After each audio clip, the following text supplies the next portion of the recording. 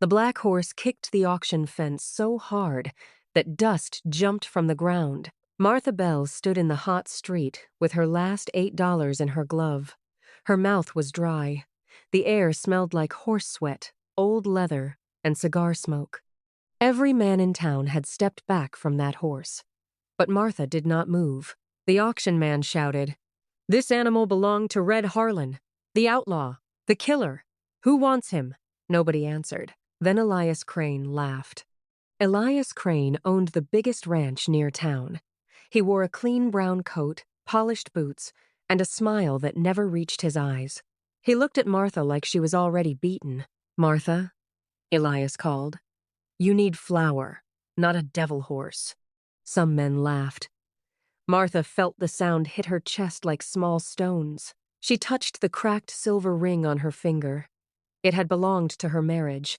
It was loose now because grief had made her thin.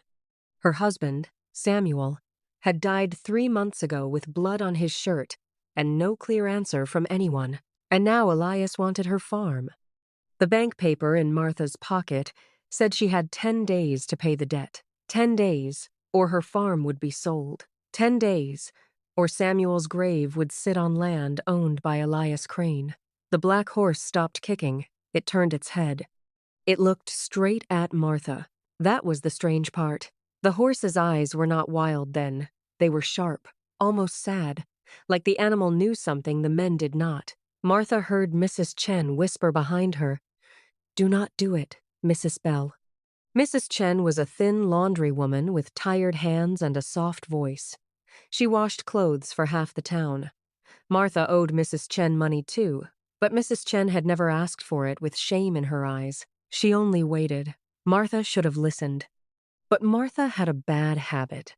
When people called her weak, she did the opposite of what was wise just to prove she still had a spine. The auction man lifted his hand. "No bids? Then I'll send this beast to the army for meat price." Martha raised her glove. "I bid $8. The street went quiet. Then laughter broke open. One man slapped his knee. Another said, "The widow bought the outlaw's curse." Elias smiled wider. "Martha, that horse will kill you before the bank does." Martha's hands were cold inside her gloves. She wanted to put the money back in her pocket. She wanted to run home and lock the door. But Elias was watching. The whole town was watching.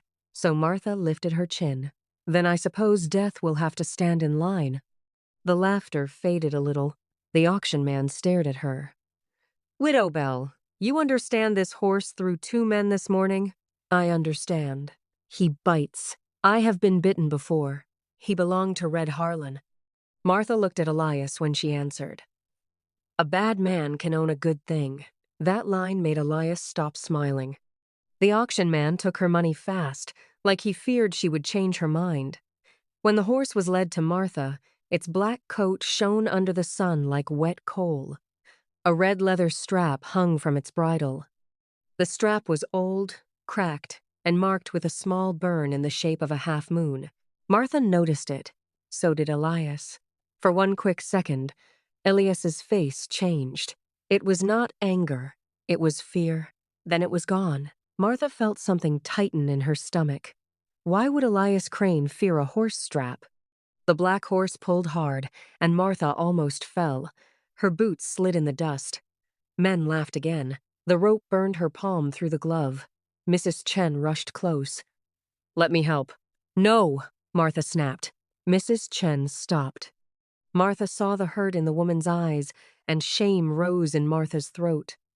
But Martha did not say sorry. Pride held her mouth shut. The horse jerked again.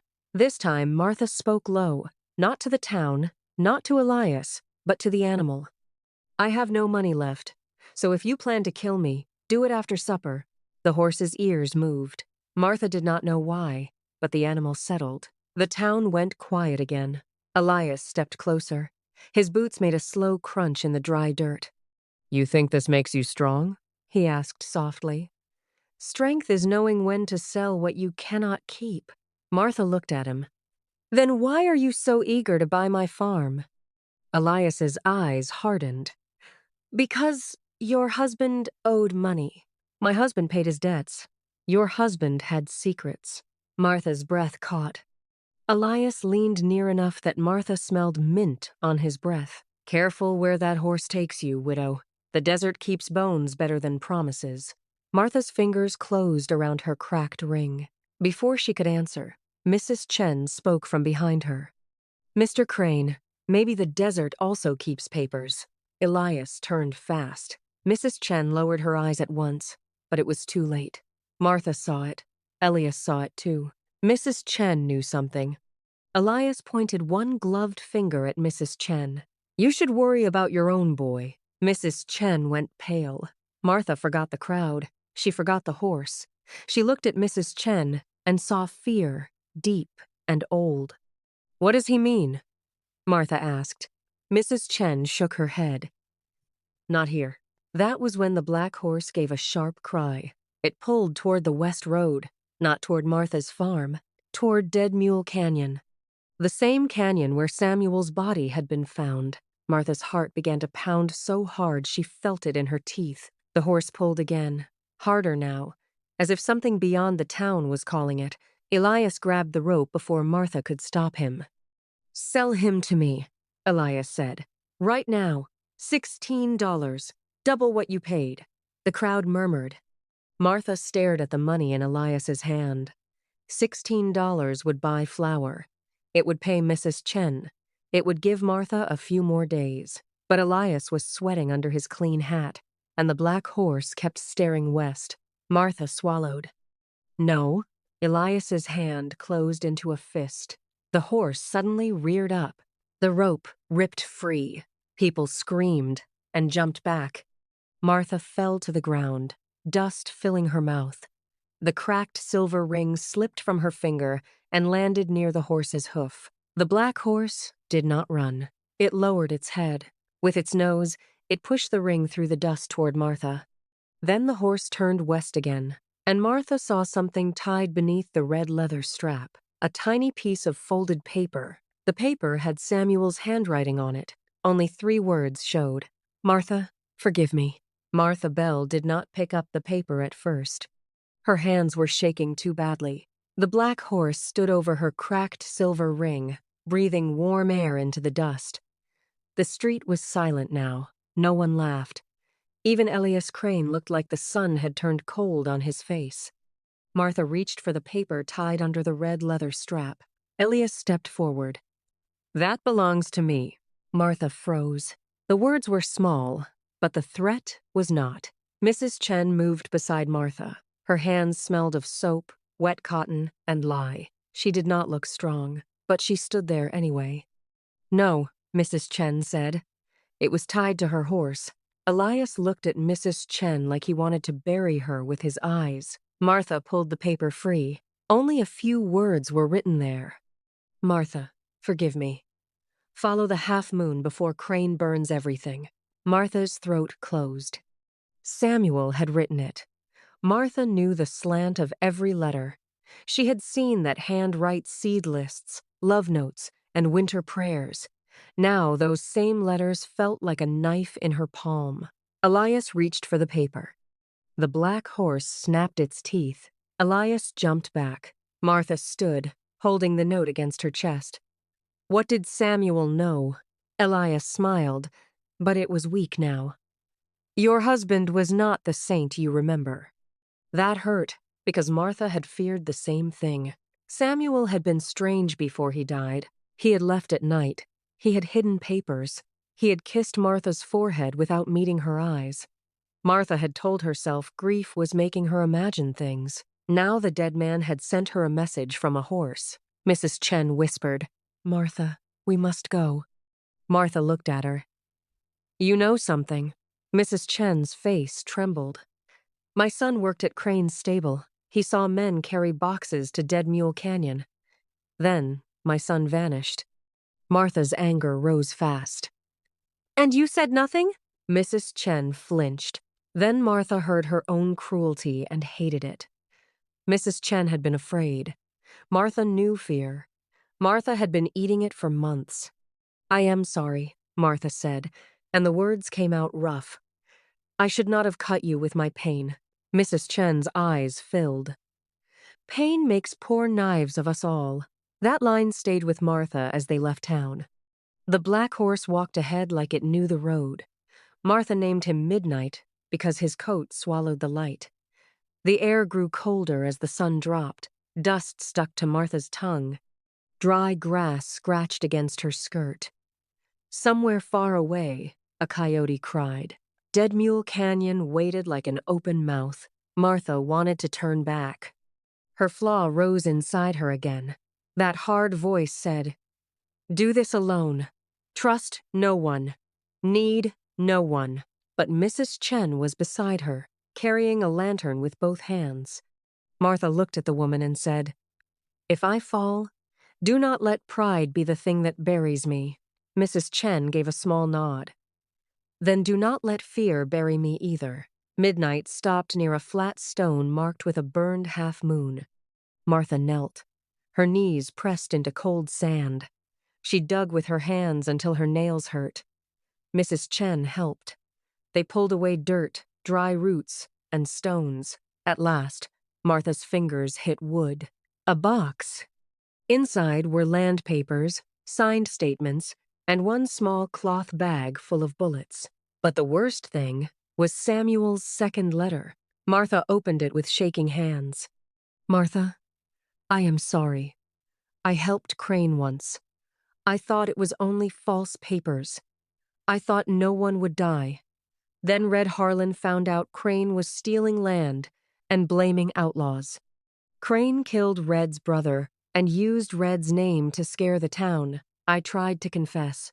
If I do not return, take this to Judge Miller. Trust Mrs. Chen. Her boy is alive. Crane has him." Mrs. Chen made a broken sound. Martha felt the world tilt. Samuel had not been fully innocent, but he had tried to fix what he helped break. That was the first twist that changed Martha's grief. Her husband was not a perfect memory. He was a scared man who made a wrong choice and then tried to stand straight at the end. Martha pressed the cracked ring into her palm until it hurt. "I wanted him clean," she whispered. Mrs. Chen said, "Maybe clean is not the same as brave." Then a rifle clicked behind them. Elias Crane stood at the canyon wall with two men. The lantern light touched his face. "I told Samuel the same thing I'll tell you," Elias said. "Dead people cannot talk unless fools dig them up." Martha's mouth went dry.